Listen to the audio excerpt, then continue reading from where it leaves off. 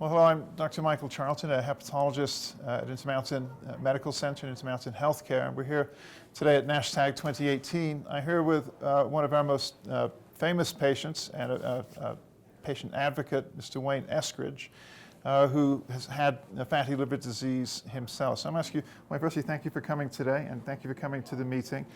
Could you describe the patient experience for somebody with more advanced fatty liver disease, what you feel are the key things a patient coming into it should know, and what your experience has been? The biggest problem I've had is that the attitude from the early recognition of the disease is that the doctors were saying there's no treatment. Right. And so I went through being misdiagnosed and not diagnosed for a long time. Mm-hmm. But when they did find out what I had, and they said, you have cirrhosis and there's no treatment, that was a real killer emotionally as a patient. But that's when I found you. So they referred me to Intermountain, and we got acquainted, and I learned about NASH and steatosis and diet and lifestyle. Right. And it was that moment that I realized, well, there is a treatment. Yeah. It's not that there's no treatment, there's just no pill yet. Right. So I went on the journey of, okay, if that's all I've got, I'm going to do that. And so now I'm 2 years into the program, and I've basically got control of my cirrhosis. What were the key changes that you implemented in your lifestyle to see the tremendous changes you've achieved? Okay, well, I was a typical fat boy.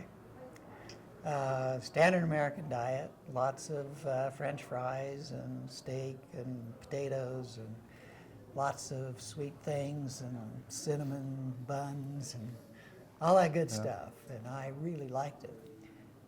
So I put on a typical 1 or 2 pounds a year, you know, like we all do, until I got to be in my 50s, 60s. I'm 75 now, and the change was to recognize the value of dietary fats. To understand how the body uses fat was the key to my success, because I had no appreciation for it, and I looked at all these diets, and there's a million of them out there, and they go from, you know, low carbs to high carbs to no fats to lots of fats and everything in between. But in the research, it says monosaturated, and when you do that and you look at what monosaturated is, that's olive oil, that's oleic acid, and it's omega-9. Yeah. And if you do that, you got to balance omega-3. And if you do those things, the weight just falls off, the liver gets better, and you feel better. So what was your peak weight when you started this, and what's your weight now, Wayne? If you don't mind disclosing, you can. Oh, I'm happy, yeah. My peak all time was 210. Okay. I was about 190 when you and I met. Yeah. I'm 140 now. Okay, so 210 down to 140, so 70-pound loss.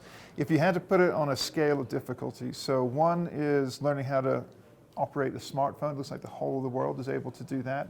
And 10 is the most difficult thing you can imagine. Where would you say learning how to eat well is on that scale of difficulty?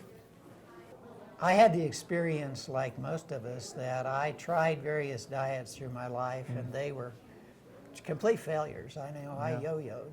And so I gave up on that, and I said, you know, well, I'm just this way. Yeah. But when I got to the cirrhosis thing, in terms of difficulty, it was really maybe a 2 once I understood it. Yeah.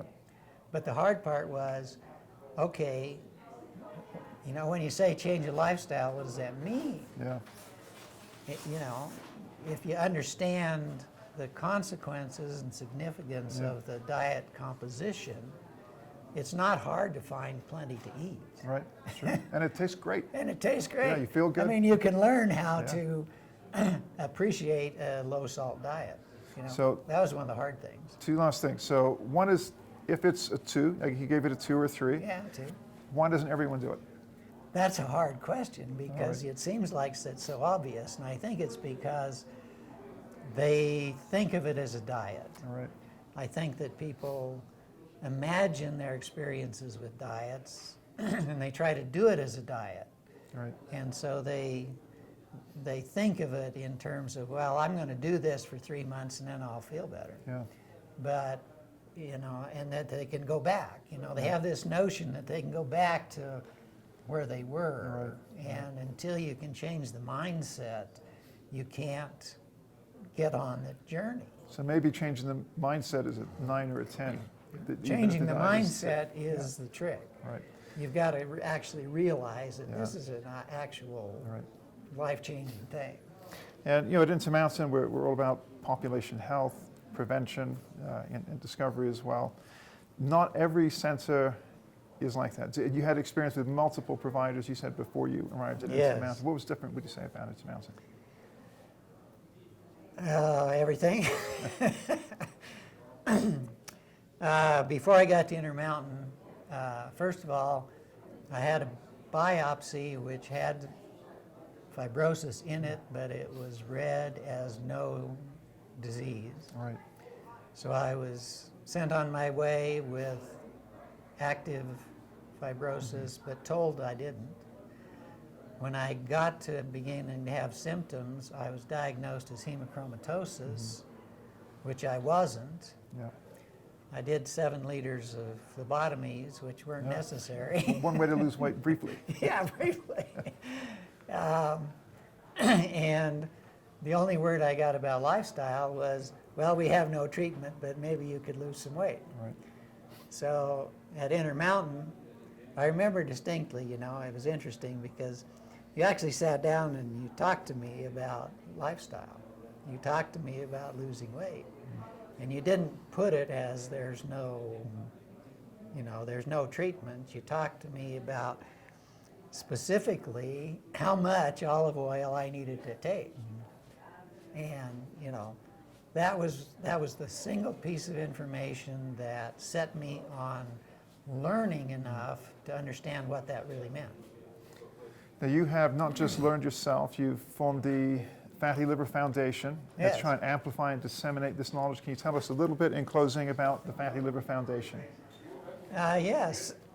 When I got to looking around for information, I found there was very little that was of any value. And I was having success. It was remarkable in that I found good success in only 6 months of doing this. And I said, wow, I should tell people about this All right. because nobody else is telling anybody. Yeah. And so we formed the Fatty Liver Foundation, and it's a national organization, a nonprofit 501c3.